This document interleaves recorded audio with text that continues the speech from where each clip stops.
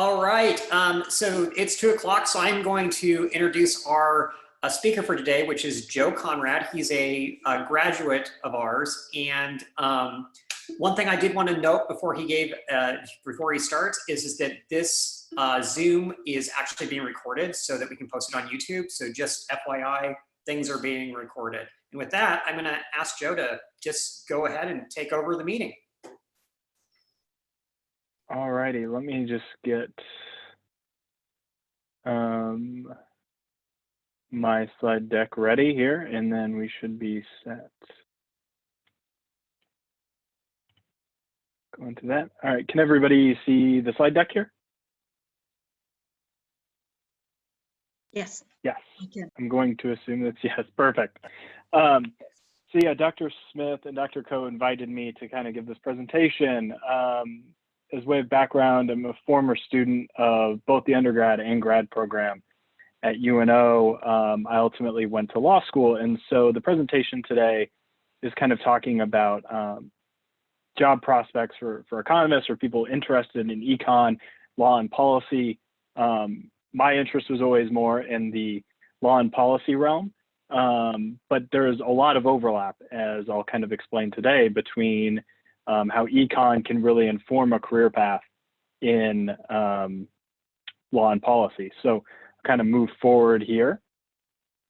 So I find in life, one of the best ways to get things done is by sending agendas as a practical matter. So I've kind of set out 3 things that I hope to do today. The first is a 30,000-foot view of economics from someone who's went through the program and trying to give you some broad takeaways of what I think is useful to take away from the program when you're ultimately done.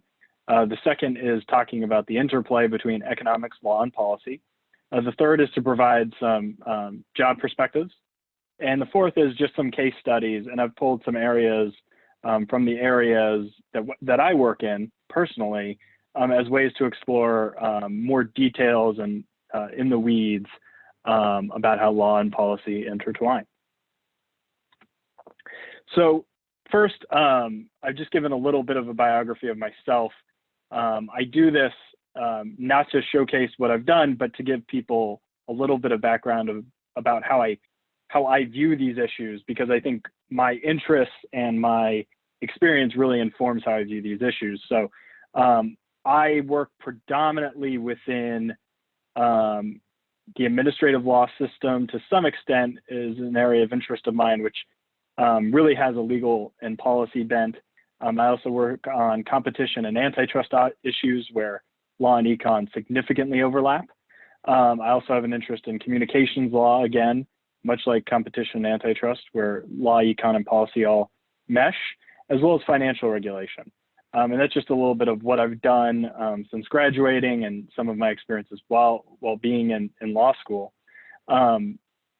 So it's just a little bit of background, and I think it's useful to give you some insight into how I come to these issues. So first, let's take the 30,000-foot view of what I think is useful to take away from the undergrad and graduate program. So while I was putting together a slide deck, I was trying to find kind of boiling down economics to its essence, to its roots. And I came across this definition in Webster's dictionary. And I think, for anybody who's studied economics, this definition is really unsatisfactory. It's very unsatisfying overview of what we're spending years or our time studying. So I want to take a little bit of a deeper look into what I think you should take away outside of this kind of layman definition. And I think the big thing, if you're interested in law and policy and are in the econ program or interested in it, is that it's going to provide you with three tools, right? It's going to provide you a background on markets, on products, labor, capital, finance, and the economy more generally. And that background information, I think, is helpful regardless of what field you go into, whether it's if you work at a company doing data analytics or doing projections or something of that sort, or if you want to do labor law and policy, if you want to get your PhD. I think all of this background is very useful. Perhaps more useful, though, is the analytical framework to problem solve that I think an economics education provides you with. Your first few years in law school, there's this term that you'll hear over and over, and it's called think like a lawyer. And really, much like econ, law is an expansive area. It's an expansive subject matter that you cannot learn everything about. So really, the first year in law school, they're trying to train you how to look through facts, identify issues, and apply facts to law. Economics is doing much of the same, right? It's a method and a mode for going through problems, working rigorously to find solutions. And I think the econ department also does a great job of providing you empirical tools to test theories, because that's also a critical part of any economics education, right? Is that you understand the econometrics, the stats, the math behind the theories, so that we can test and try these theories that we come up with. So now I'm going to get into a little bit of the overlap about why understanding economics is very helpful for a career path in law and policy. And, you know, I think if you ask a lot of economists, they would say, you know, law and policymakers aren't necessarily, they don't care necessarily about efficiency. I would argue that generally that's not true. I think people engaged in law and policy are concerned with efficiency and how we can make markets function better. I also think, though, one of the difficulties of working in law and policy is we care about other principles, whereas the economist is predominantly concerned with efficiency and the allocation of resources. You know, in law and policy, we're also worried about issues such as fairness. And I think a good way to think about this is, you know, economists often don't care about the endowment effect, about who starts off with resources, because ultimately trade will happen, right? And there will be a Pareto efficiency. Well, lawmakers and policymakers, we care about the endowment effect. We care about who, in the first instance, gets those resources before gains from trade are acquired. We also care about consistency in the law, right? Stare decisis. Oftentimes, legal decisions are predicated on this theory that we don't want massive changes in the law. We want certainty. So sometimes decisions are restrained by certainty.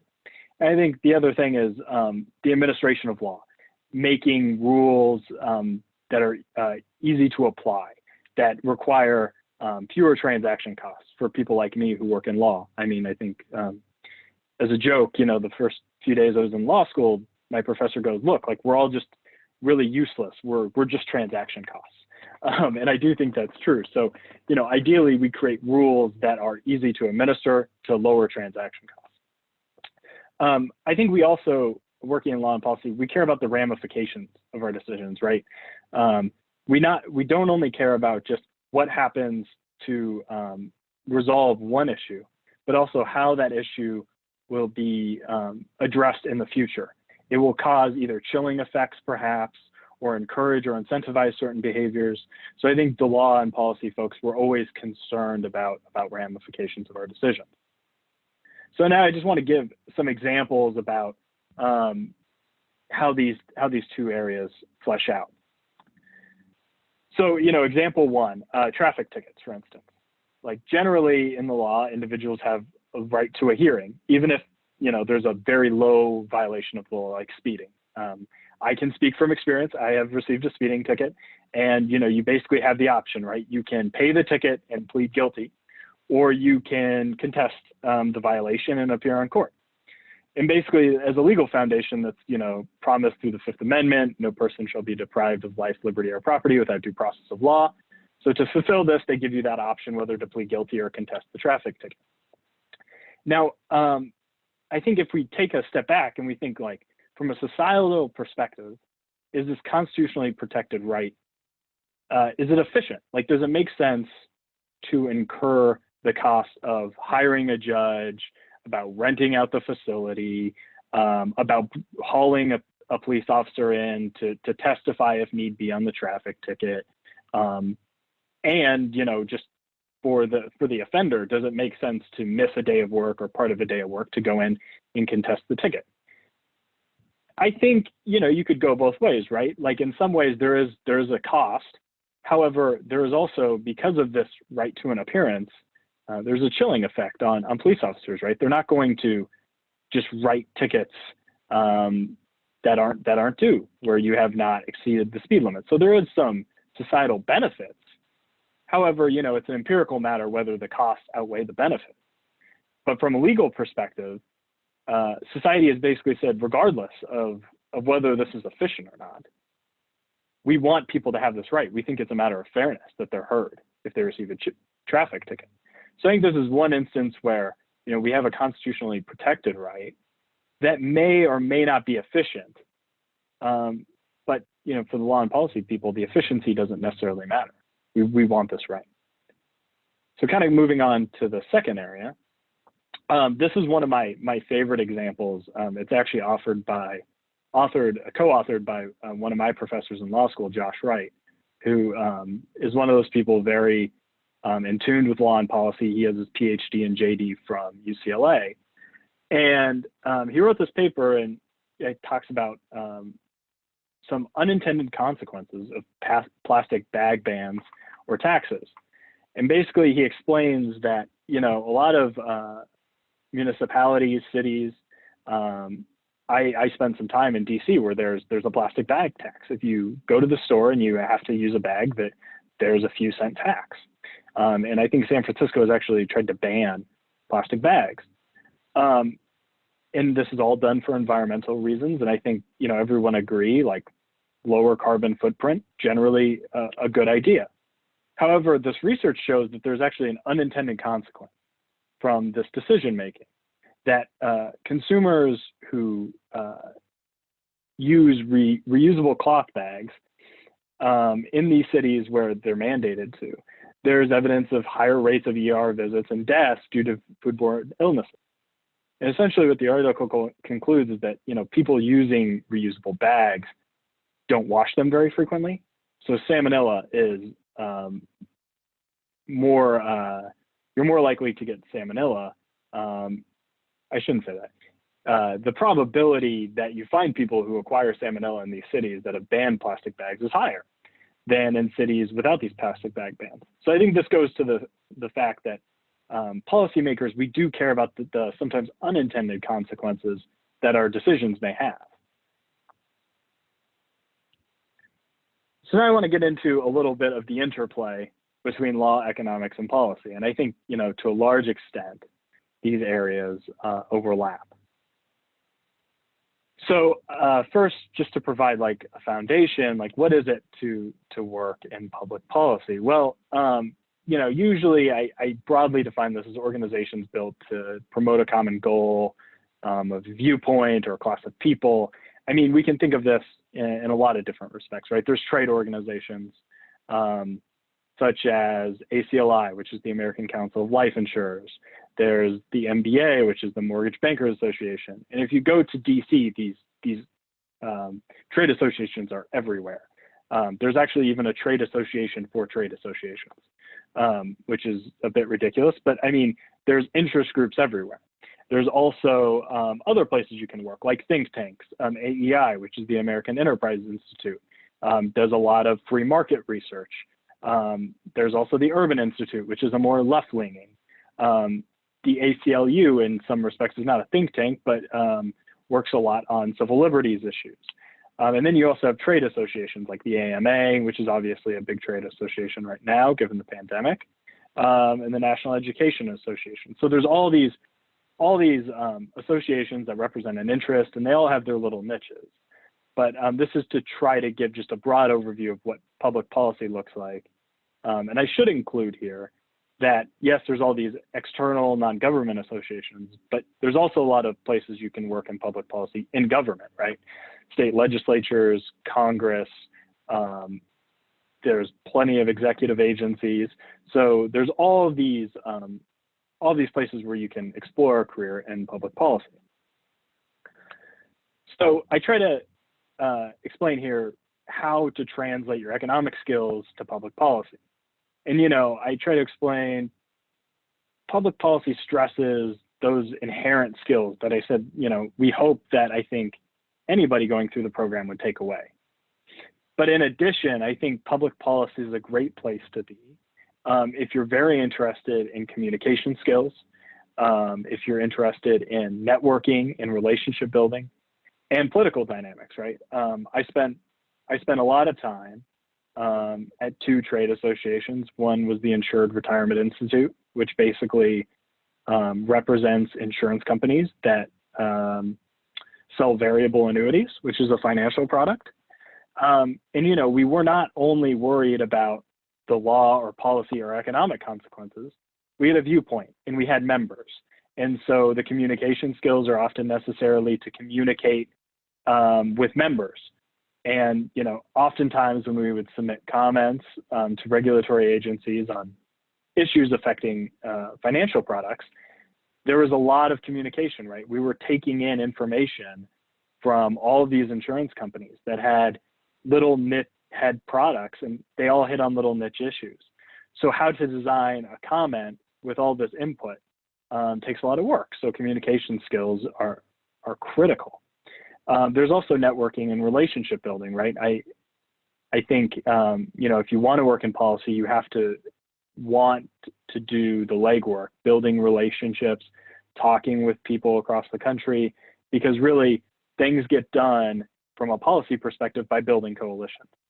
And also understanding political dynamics. I can't tell you how many times that something is written 2 years ago that seems completely okay, and then 2 years later gets brought up because the person writing it didn't understand the political dynamics and what was happening. So I think you know, someone working in this area always has to understand ongoing political dynamics, how things may be viewed not only in present time, but also into the future. So those are kind of some more specific areas on where I think students interested in these three areas may be able to bridge from econ to public policy. And I have this quote here from Furman, who used to be on the Obama administration's Council of Economic Advisors. And he was actually doing a guest presentation at Harvard. And it's just an interesting quote, I think, because, you know, he was talking to the students at his old Harvard stomping grounds about, you know, how law and econ really plays into one another. And, you know, he talks about really, if you want to do public policy and you want to bridge from econ to public policy, you have to want to get people to motivated and devise strategies that bring together different interest groups together, because ultimately you need to get the politics right if you want to implement perfect policy. And in that speech, I don't include the quote here, but he talks about cap and trade from an environmental perspective, right? Like there's, I think, a general consensus, or at least he believes so, that cap and trade would help solve a lot of environmental issues while being pro-market. However, getting the politics right on that is much more difficult. And he says, you know, if you want a view on economic consensus, you interview a bunch of economists. But if you want to understand the political interest line, interview 100 Americans. And his point being that you not only have to get the 100 economists to agree, but you also have to get a majority of Americans to agree if you want to implement policy. So I think that goes back to the networking and coalition building I talked about for a career in public policy. So now I'm going to talk about the area that I work in now, which is really the legal field, and how to translate economic skills to law. First of all, I think it's just, and this is not comprehensive or exhaustive, but I know going into law school, I did not have a good understanding of the legal field. So I tried to kind of map it out here, the legal profession generally. You know, on one hand, you can do transactional work. So you're really looking at drafting asset acquisition documents, trust and estates, mergers and acquisitions. A lot of the paperwork, the contracts that facilitate these are drafted by attorneys who work in transactional-based practices. On the left hand, I'll shift over now to the left, you see litigation. And generally, that kind of comes into criminal and civil litigation, but there's a lot of different branches off of these. And some overlap, like perhaps white collar crime, for instance, sometimes can be brought under a criminal statute and sometimes under a civil statute. And then in the middle there, I also have public policy again, because a lot of people that go to law school ultimately don't necessarily end up in a courtroom. You know, I think there's a little bit of a misconception that lawyers need to be great public speakers and they're in the courtroom all the time. That's not true for most attorneys, for the vast majority of attorneys. And a lot work in public policy, doing lobbying work, policy analysts, and policymakers. And I'll kind of go into more details about what public policy after obtaining your law degree looks like.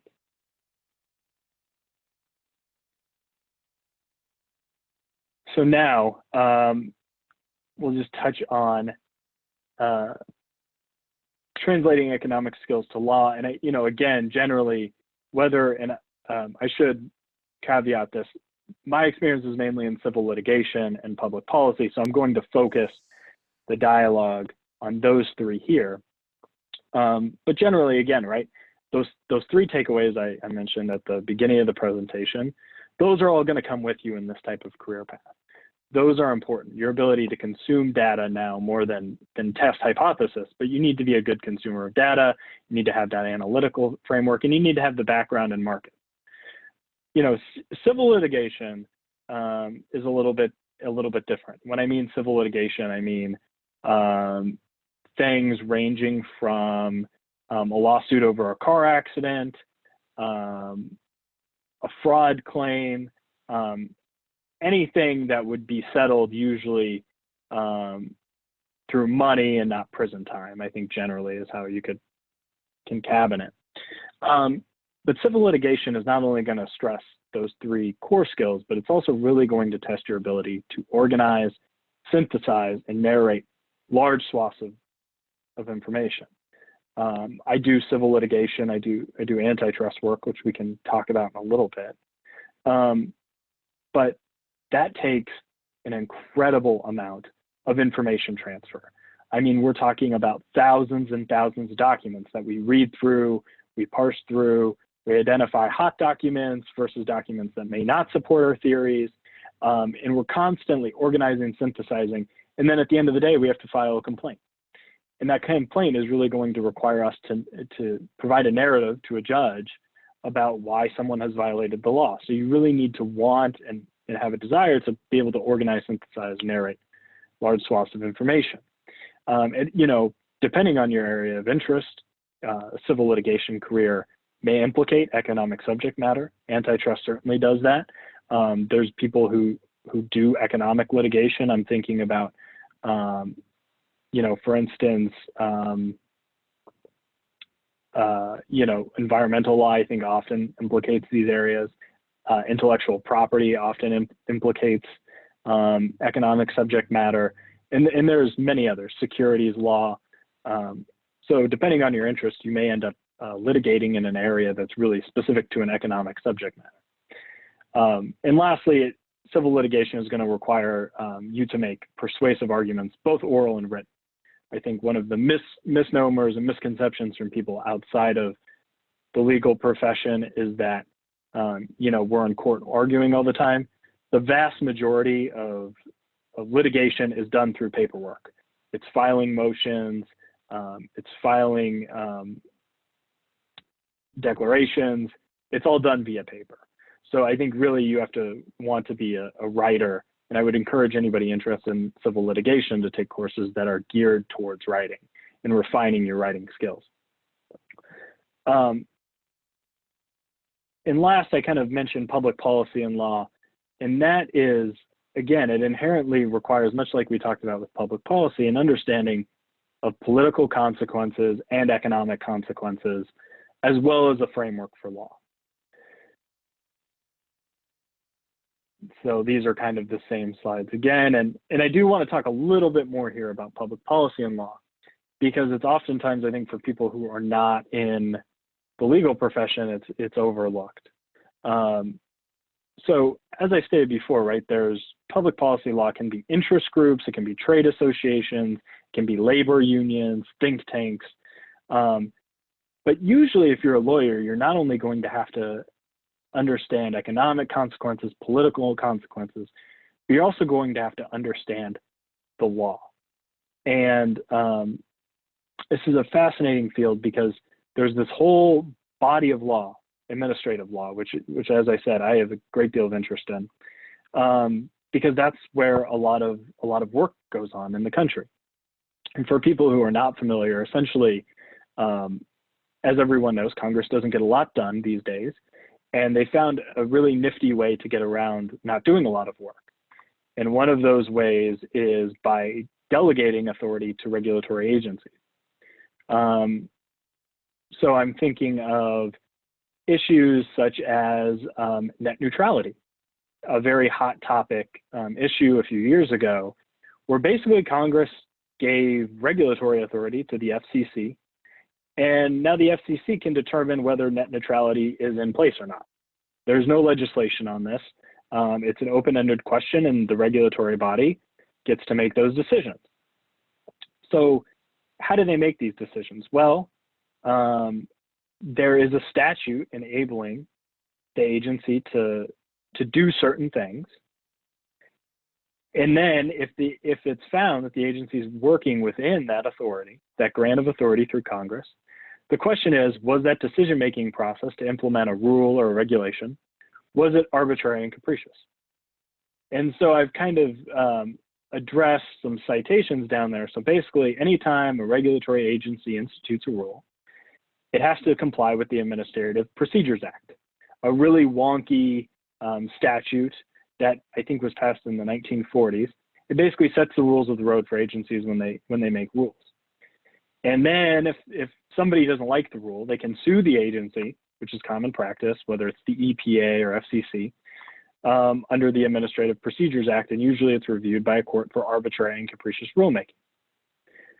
Without getting into the fine points of what arbitrary and capricious means, because I think generally there's dispute within the legal field, usually it requires an agency to conduct some type of cost-benefit analysis, right? Like the FCC, when they institute a net neutrality rule, they have to justify why they think it's good for public policy, what the economic consequences are going to be. So there's a lot of overlap here between a legal policy and an economic career path in this administrative realm. I just also want to note that there's actually an executive order that I believe was signed by the Clinton administration, 12866, which actually requires executive branch agencies, so think about like the Department of Labor, for instance, to conduct a cost-benefit analysis anytime that they institute a rule, which is an interesting requirement. And there's explicit statutes that also require this. The SEC has to also do a cost-benefit analysis anytime they institute a securities rule. And I should say the SEC meaning the Securities Exchange Commission, the FCC meaning the Federal Communications Commission. So I apologize if I've used any acronyms that people aren't familiar with. And so I just want to end here with some more good news. If you are interested in a career path in law and econ. So as you'll see on the left there, there's a study I just came across by John V. Winters, who's I think at Oklahoma State, 2015, and he basically looks at average earnings based on major. And as you can see, econ is number 3, electrical engineering is number 1, but I should say that that's only because not many electrical engineers go to law school, and those that do go to law school end up working in intellectual property and are paid very handsomely for that work. The other, on the right there, we have average LSAT scores by majors, and you'll see that econ ranks very high. They also have the largest share amongst the top 3 in terms of students who end up going to law school. And I was also a political science major, so I should note that number 7 is political science. But you'll notice that the economic framework that you learn while getting an economics education, ultimately the data shows that it's superior to performing well in the LSAT than a political science degree or psychology degree, marketing, And that's just some data I pulled from the American Economics Association. So I think we have some time, and if we don't, someone please stop me. But I think I just want to get into some of the case studies where I see law and econ on a daily basis. And the two really that I work in, because I work at the Nebraska Attorney General's office in the Consumer Protection Division, I work on consumer protection and antitrust claims. So first, working on consumer protection, and this can range from everything from, your ordinary fraud to issues of data security. And so most states have statutory language, as I quoted there: unfair methods of competition, unfair or deceptive acts or practices in the conduct of any trade or commerce shall be unlawful. There's two big questions here, I think, right? Like, what is an unfair method of competition, and what is an unfair or deceptive act? Unfair methods of competition is really derived from the Federal Trade Commission, which is an administrative body created by Congress to regulate consumer protection issues. And there's a whole body of case law defining exactly what an unfair method of competition is. Unfair or deceptive acts is a little bit more clear, right? I mean, we're looking at fraud, deceptive practices. The interesting thing about deceptive practices, though, that actually doesn't have to be a willingly deceptive act. For instance, there's a case that the Nebraska Attorney General's office is part of about hotel fees. So if you think about, oftentimes when you book a hotel, at the end you may discover that there's a resort fee of $25 or $50 that the hotel is going to charge you. And so the claim in that case is essentially that the hotels are doing what is known as price stripping. They're showing you an initial price, and then when you get to the end of your checkout screen, they're charging you an extra $25 or $50. And the argument there is by stringing consumers along, it's elongating the search time for consumers to find the price. It's increasing search costs, and that it's a deceptive act because they know that the price they're showing you on that initial screen is incorrect. So that's a little bit about the consumer protection. I do want to highlight another interesting area, which is data security cases. And this is an area that the FTC, the Federal Trade Commission, has been increasingly involved in. And you can think of privacy policies, whether it's Facebook, Instagram, TikTok, I guess is the new one, right? Every time you sign in, excuse me, there's privacy policies that you agree to. It's boilerplate language and you click yes. Well, there's questions, right, about if they use your data in a way that they don't describe in those terms of service, that could be a deceptive act. And the FTC has brought enforcement actions against companies like that, including, I think, Facebook back in a few years ago. There's also this question, right, of securing users' data, which is a more controversial area. Basically, the FTC has brought enforcement action saying it is an unfair method of competition if you do not deploy certain protections on consumer data. And I think actually the controversial case that they brought was against a medical supply company, where basically they had a lot of consumer data because it was a medical facility. And someone, I think, downloaded LimeWire at the facility, which created a gateway for people to steal a bunch of data. And that happened. And the FTC said, look, like, you didn't actually commit anything deceptive. You didn't claim that you were employing some protections of consumer data that you weren't. However, you didn't employ adequate safeguards. You didn't ensure that your workers were, going to use a file sharing program that would allow people to infiltrate consumer data.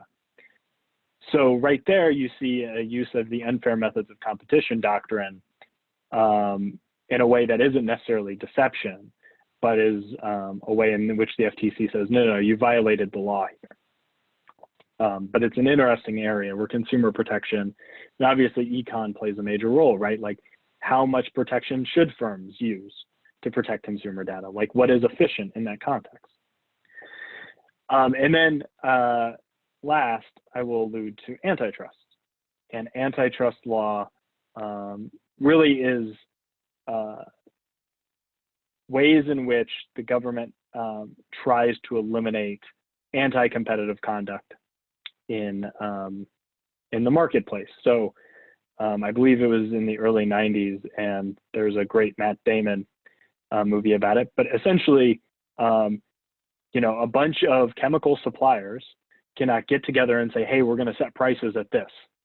That's collusion, and that will end you up in prison for several years under the Sherman Act, Section 1, because you have entered into a conspiracy to restrain output, increase price, and essentially the thought is that you're stealing money from consumers, right? If a bunch of conspirators get together and set the price, you're taking money out of consumers. You're offending the American enterprise system, essentially. However, there's also other ways to offend antitrust laws. You also cannot illegally monopolize or attempt to monopolize markets. So basically in the American system, we praise the monopolists. We say, you know, if you have a superior product and you can send that product to market and receive monopoly earnings, congratulations, like that's great. However, if you start, if you use illegal means to obtain that, that is illegal. Like for instance, you can't set fire to, if there's two gas stations within a 500-mile radius, you can't set fire to your neighbor's gas station to gain a monopoly. That would be an antitrust violation, actually. And there's several other examples that I won't bore you with today. And then there's also this issue of merger reviews. So if you follow the news, you will often hear about companies merging. The most recent one was Sprint T-Mobile. That was challenged by the New York Attorney General's office and several others.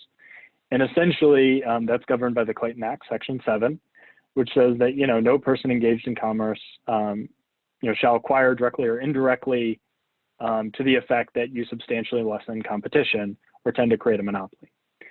So essentially, the idea here is that, you know, you look at two merging firms and you say, like, could these firms either, could the combined firm raise prices? Could it reduce output? Could it reduce quality? And if you see those things, you will find that they have effectively lessened competition, and the government can step in.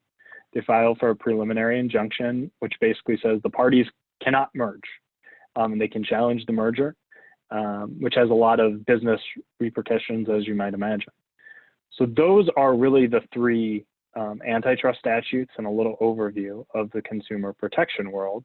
But this is a vast area, and while I think we have a little bit of time maybe remaining, I should mention, you know, I think today, in today's world, we're seeing an interesting dynamic on price gouging. And this is an area that the attorneys general offices are very active in. We have seen that certain people have realized that there is a pandemic going on very early on in the process, went out and bought tons of hand sanitizer, and then tried to sell those bottles of hand sanitizer for crazy amounts of money, like $50 or $100. I haven't actually seen the prices at which they were trying to sell them for, but greatly exceed by many multiples what the bottles would cost in a time of non-crisis. The law actually has a really unique way of getting at that problem, and they basically say that the transaction is unconscionable. You know, usually in the American system, we try not to tell people what to set their prices at, with the idea that the market will take care of high prices, new entrants will come in, competition will lower prices. But as you can imagine, in a time of crisis, that's not going to happen. And so the law uses actually a term from the Uniform Commercial Code, which basically says, you know, in obscene instances, we will cancel transactions if there's extreme amounts of price gouging, and one of the circumstances is, in the case of a pandemic, it makes sense to employ that provision. However, just because someone's selling a Snickers bar for 2 times what it's worth and you can't find another one, you can't just employ the unconscionability doctrine.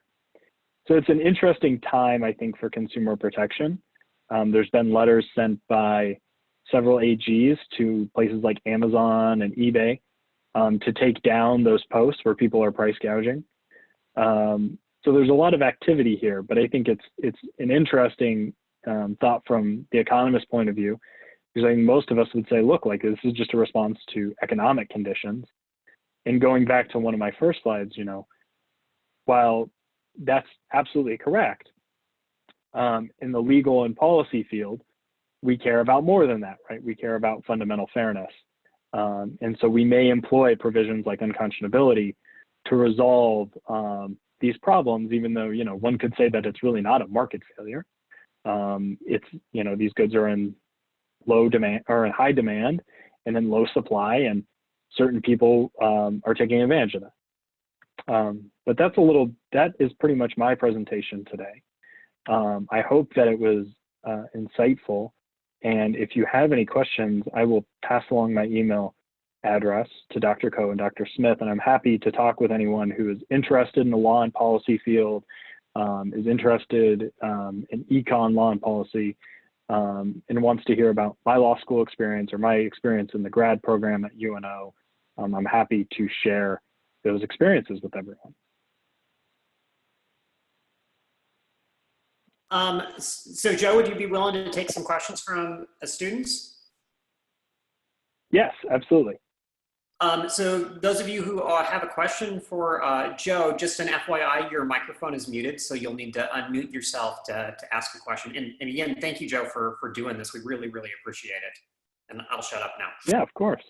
Yeah, if there's any questions, please do not feel shy. I should add, like I'm,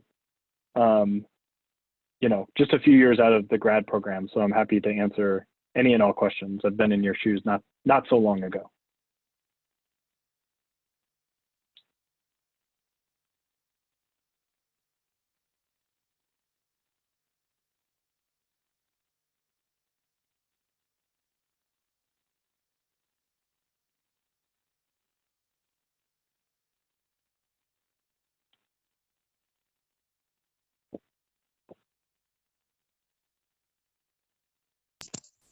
Hey, thank you for the presentation. Can you hear me? Yep. Yeah, I had just a quick question on the antitrust. So I'm kind of interested in the antitrust. Can you tell me what kind of, I don't know if Nebraska does any antitrust themselves or if it's more at the federal level, but what kind of tools do they use to determine whether or not a merger is going to be fair or unfair, or if a particular act is is it tending towards monopoly or not? What kind of things do they use? Well, I'll take that question in 2 parts. So Nebraska does do antitrust work as kind of an overview of the antitrust structure. So antitrust laws are enforced, I would say, at 3 levels generally.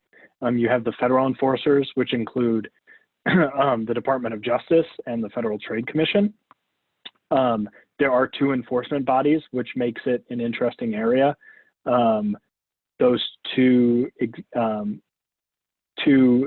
agencies try to divide evenly the caseload, but as you can imagine, there's actually some interagency competition for cases, which is interesting. There's also states. So all 50 states have antitrust statutes and have enforcement capabilities under the federal laws. Usually what has happened is, particularly for large scale antitrust investigations, we all operate together. We will combine forces under common interest agreements and bring those cases as one entity and share costs and resources. And that's mainly what I do. There's also, the capabilities for us to bring state-based challenges. And really the place that this pops up a lot is in bid rigging. you can think of concrete, which is, hard to move. It's a very localized business. And there's been many cases of essentially concrete cartels that will say, firm A submit bid this time and win, firm B gets to submit a bid this time and win, and they're basically price setting against the government. And then the third type is actually private plaintiffs that can bring suits under antitrust laws. So you'll actually see competitors sue each other for violations of the Sherman Act. In terms of merger reviews, the tools we often use are economic by nature. The FTC and DOJ both have staff economists that do econometric models that will try to get at the problems of mergers and acquisitions.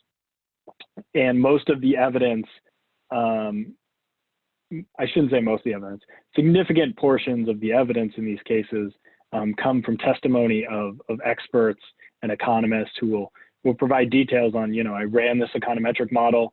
I see that if, Whole Foods, and I think Wild Oats was one of the merger challenges.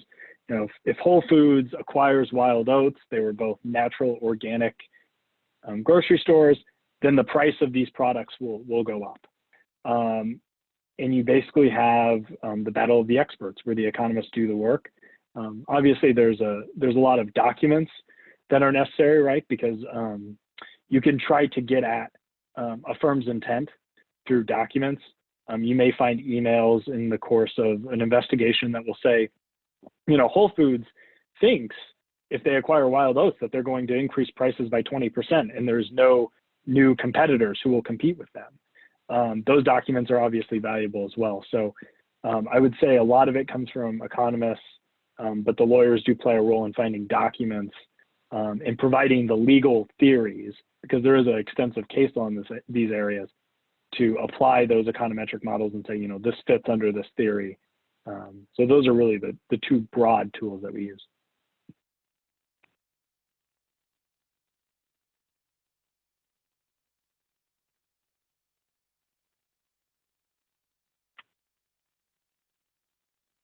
That was a great question. Has anybody got anything else that I can help answer?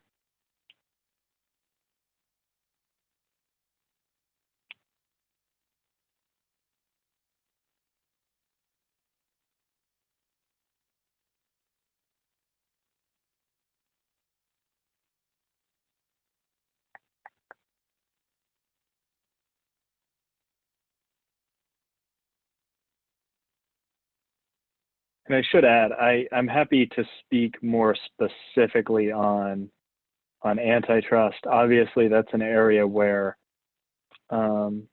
economics and law really overlaps. There is a lot of economic analysis that goes in.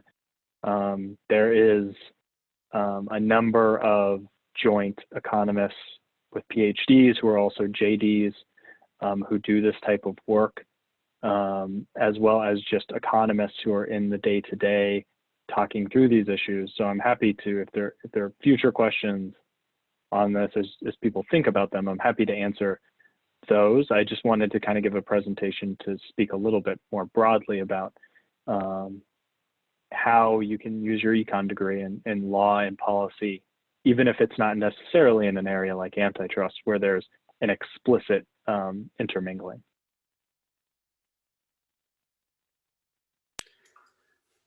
Thank you, Joe, so much. I'm going to say, let's give it another 20 to 30 seconds to see if somebody has a question. And if not, then I will just thank you and for doing this. We really, really appreciate it. Understand, Joe, that there is an econometrics class that a large proportion of these students are in that starts at 3 o'clock. So there's a hard stop, Yep. so to speak. So. No, that's great. I didn't actually want to run over because I actually have a call at 3, so that works great.